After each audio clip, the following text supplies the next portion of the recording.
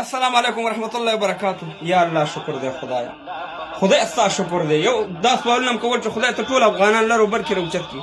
خدای ته هغه سوال زموږ قبول کړو. موږ به دا کله کله دا سوال هم کوو چې خدای ته په افغانستان کې یو منظور پښتون پیدا کړي، هغه هم الله تعالی ته پوره کړه.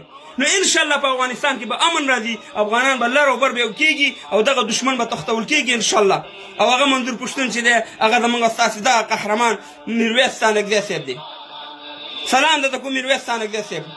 ای د احمدشاه ابدالي بچیا، ستا یوه خبره زموږ زړونو ته رسېدلې ده، د لر او بر افغانانو پښتنو زړونو ته رسېدلې. تا چې پرون کوم لایف او کومه خپرونه کړې، واقعي چې ته یو نر افغان، واقعي چې ته د افغانانو په درد باندې د خبرې وکړې.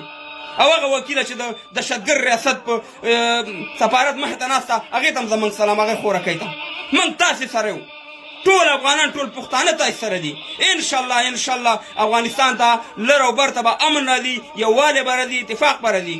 او هغه ستاسې په شان خلکو ته موږ ضرورت لرو. او شکر الحمدلله دا داسې خاوره ده چې د دې هر یو بچی ابدالي دی، دا داسې خاوره ده چې د دې هر یو بچی باچا خان دی، دا داسې خاوره ده چې د دې هر یو بچی خوشحال بابا دی، دا داسې خاوره ده چې د دې هر یو بچی صمد خان دی. نو رب العالمین دې تا ته ډېر عمر درکړي. خو اشرف غني صاحب ته دا ویو چې د میرویس سانکزي په شان دی یا د وکیل په شکل چې دغه شان دي خلکو امنیت چې دی دا د حکومت ذمهواري ده. دا به نه وی چې یاره مړ شو، شهید شو، غازي شو. موږ شهیدانو ته احترام لرو، خو موږ ژوندو ته ضرورت لرو. او هغه داسې خلکو ته چې د میرویس سانکزي په شکل کې، او هغه جاسوسان، هغه د ISI ایجنټان چې په کابل کې ناست دي، نالت دې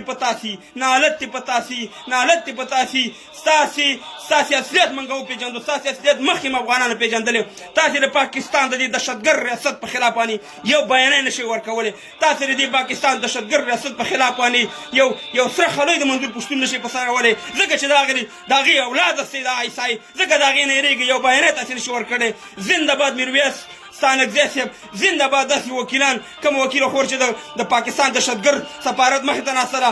انشاءالله تا سره موږ یو، ټول افغانان تا سره، تا به پوره موږ به تاسې پوره دا خلک تشویقوو چې لر او بر سره یو ځای شي. او انشاءالله شپې را روانې چې لر او بر به یو ځای کېږي او دغه تورمخی به غځلول کېږي او د احمدشاه بابا ټاټوکی به بیا جوړېږي، لوی ټاټوکی. نو ټولو ته دا په کلکه دغه ده، اشرف غني صاحب ته دغه وکړي چې د امنیت دغه یې ونیسه د میرویس سانکزي او دغه شان د خلکو.